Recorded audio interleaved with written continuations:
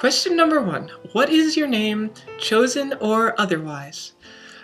My name is Kayci, and I have the lucky distinction that that is both my chosen name and originally my given name.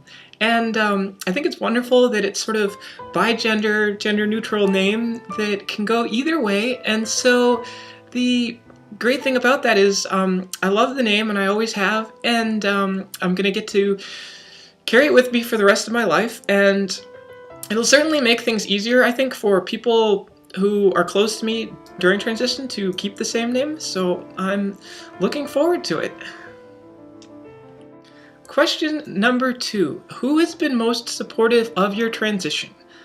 Well, I've sort of only been out for maybe a year so far and just starting my transition, but I've been incredibly blessed to have 2 really close female friends who are incredibly supportive and both able to play devil's advocate to basically all my crazy ideas and crazy complicated situations that my life gets in.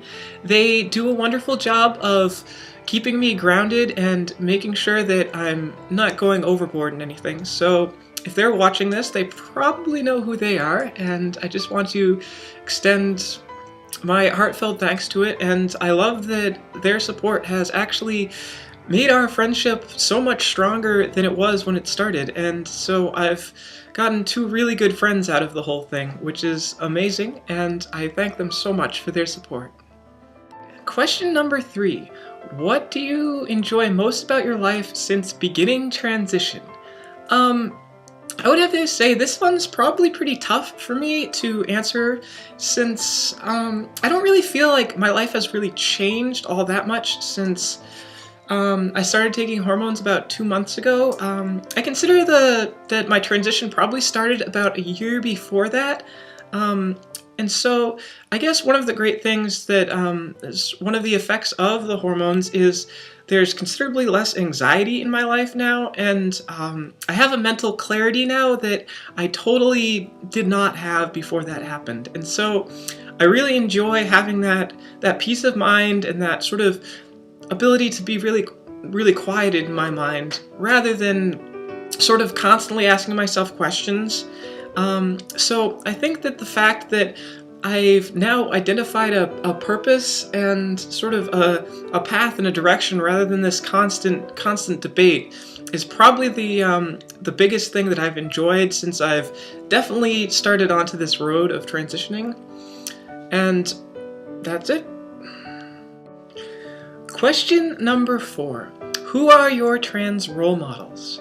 I would have to say that I don't really have specific trans role models. I've never been all that much into the sort of history of trans activism and that sort of thing. I mean, I'm appreciative of those who are, and I know that there's been a lot of work done before me to help me get to where I want to be, but it's never really been my thing to follow that. So I'd say to answer this question, I would choose probably all of the trans women that I've met who sort of hold themselves in a classy fashion and are unassuming but always friendly and willing to give you advice, but aren't necessarily the ones that you always see in the spotlight. And I have a tremendous deal of respect for these women, and I think that's sort of what I would love to see myself being later on in life after sort of the initial transitioning is over. So kudos to them, and they are my trans role models. Okay, so we are back, and let's see what the next question is. Alright, so apparently these questions get a little bit more hard-hitting as you go down the list. So question number 5. What changes would you most like to see in the world?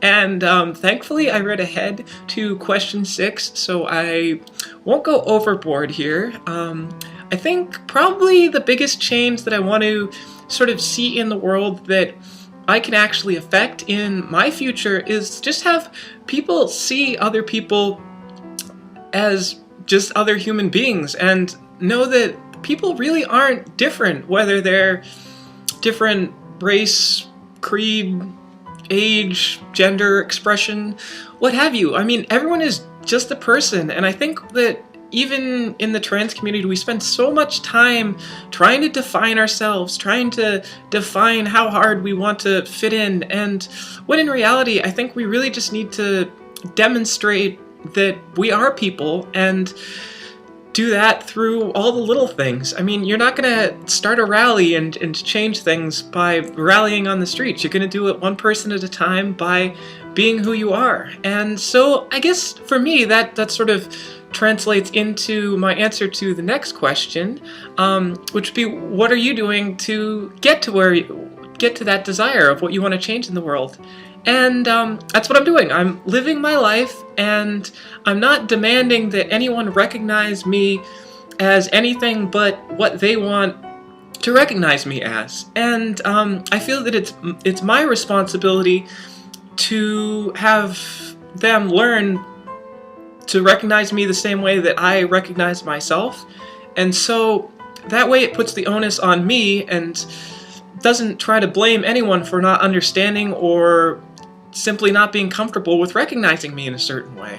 And so if all my friends do that and all the people I care about do, then it doesn't really bother me what other people think. And I think if more people had that attitude, we would be in a much better place. And it's the whole lead by example thing. And if you live your life the way that you want others to see you and the others to treat you, then more or less people will treat you that way.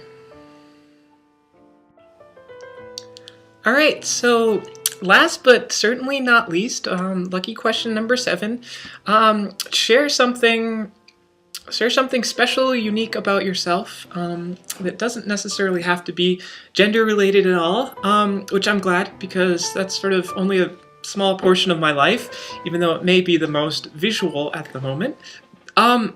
I would say that something unique and special about me is my love and passion for creative expression, especially through music. I am a composer and an arranger in my spare time.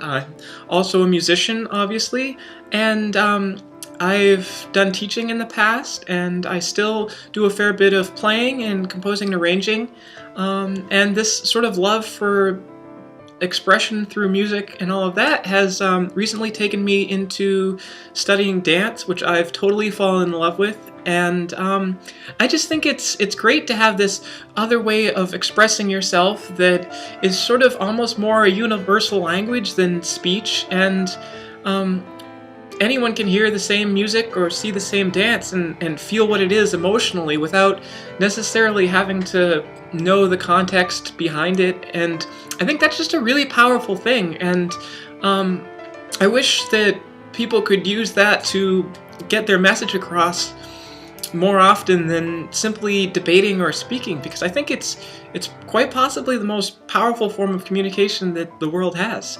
And so my interest for that makes me unique, and I'm happy to share that with anyone. So if anyone is also into music, Jen, then yeah, I'd love to see some sort of connection between the trans world and the music community, or some way of doing that. I'm not sure how that would happen, but that's it. And so this has been the 7 questions for We Happy Trans, and I'm really glad that I took the time to do this, because I feel like every time you think about these things, you learn a little bit more about yourself, and you are able to introduce yourself to others.